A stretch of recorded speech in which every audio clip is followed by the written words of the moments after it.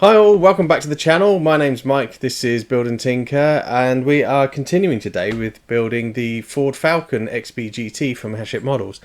We're at issues 7 and 8, and last video we assembled the outer part of a door, and it looks like today we're going to be doing the inner part of the door. So let's get building.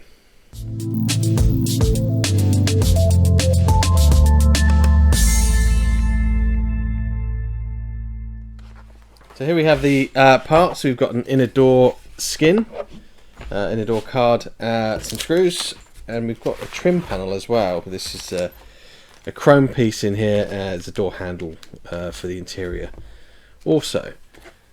So our first stage is actually to assemble the door handle.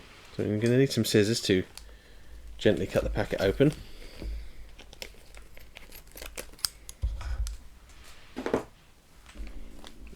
We'll take out this large piece of silver trim and set that to one side, and we've got a couple of chromed handle components, and we are going to take these are very difficult to see.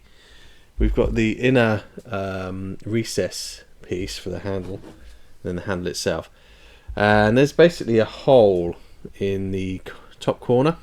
We want that on our top left, and then there's a little pin inside the door handle component, and that basically just presses into that hole. They say to use tweezers, but actually the parts aren't that small. Even with my fumbly fingers I was able to get that in. So that's one assembled door handle piece. There we go, if you can see that.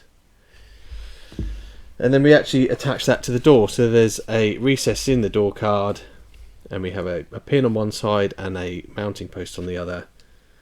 So it can really only go in one way up.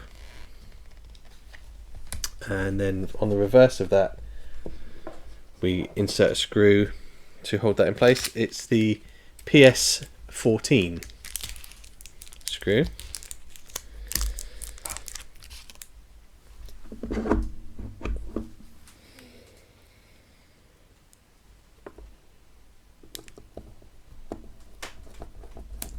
Again, we're going straight into plastic, so we don't need to over tighten this. The minute it starts to bite, then you're done.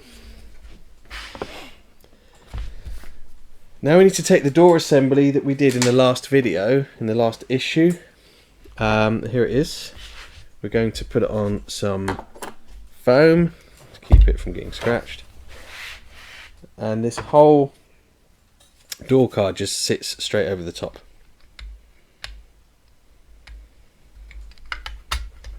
And you'll see there's a hole here where the window winder goes through.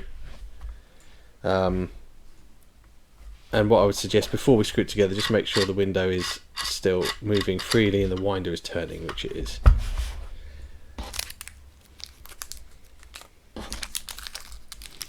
We then put 3 DS02 screws in to hold it all together. Let's get those out. They go into these holes here. There's one on this side. We have another one in the bottom in the middle, just there.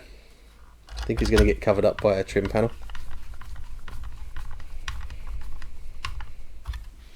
And then the final one is just underneath and to the right of the door handle.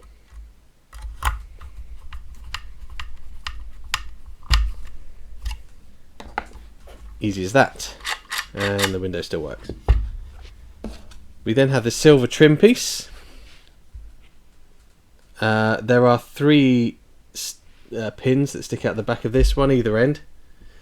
One that's not in the middle, so identify from that offset which way round this trim needs to go. There are 3 very small holes here, again one either end, and there's one that's just off to the left, so we need to make sure our trim has the pin just off to our left, and then with them laid in place they should fit in without too much effort.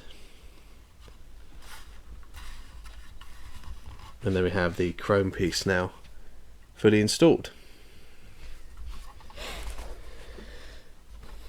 Well, that was quick, and that was the end of this particular issue. It's 3 very simple steps to get the door card on, but we now have a door that's looking almost complete, and let's see what issue 8 brings us.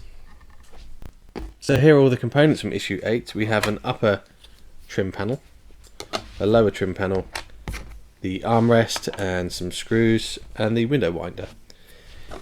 These are textured to, I think, look like a leather or a vinyl. It is just plastic.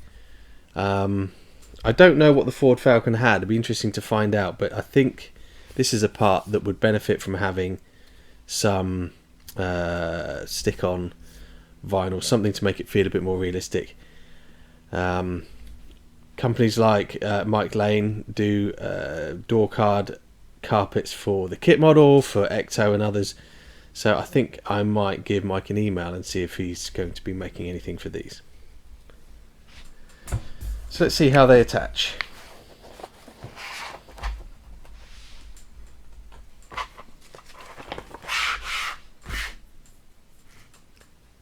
Step 1 is to fit the door handle onto the upper panel.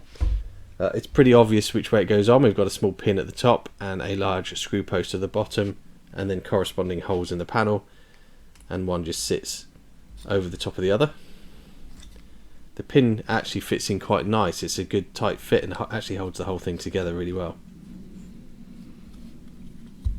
Despite that, they do give us a screw.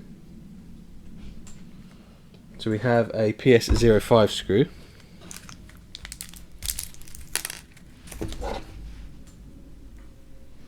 which goes in through the large post.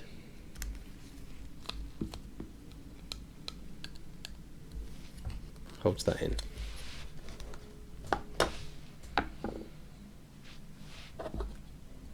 This is then fitted into place. It has some clips on it, so that clips in like that.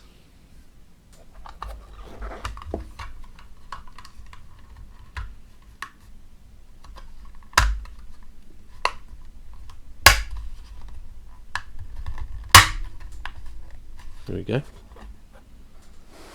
So there are no screws for that piece.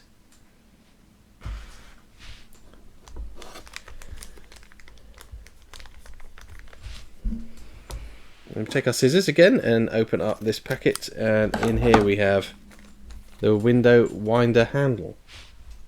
It has a very small keyhole tab on it, which engages into a little cutout in the regulator spindle. So make sure you've identified that and line it up.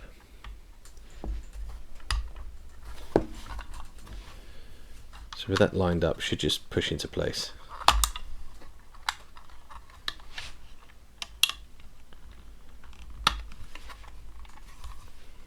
Which it does. There we go. And of course we want to check the window still works, which it does rather nicely.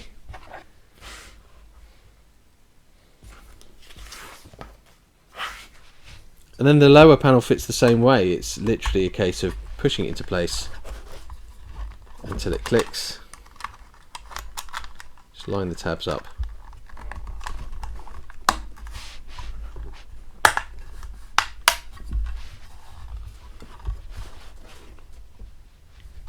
And there it is, a complete door.